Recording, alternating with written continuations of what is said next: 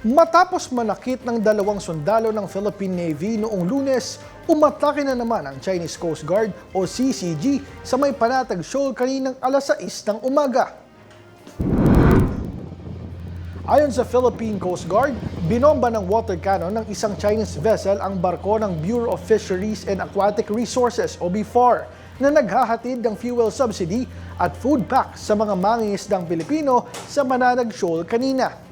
Sabi ng PCG, lumapit ang barko sa BRP Dato Dumangsil at tinira ng water cannon ng mahigit 2 minuto ang barko na tumamo ng indirect hit. Isa pang barko ng China ang umano'y humarang sa BRP Dato Paiburong habang isinasagawa ang humanitarian mission para sa mga mangingisdang Pilipino. Sa kabila ng panggigipit, ipinagpatuloy ng BFAR ang pamamahagi ng fuel subsidy at food packs habang wala namang naiulat na nasugatan sa insidente.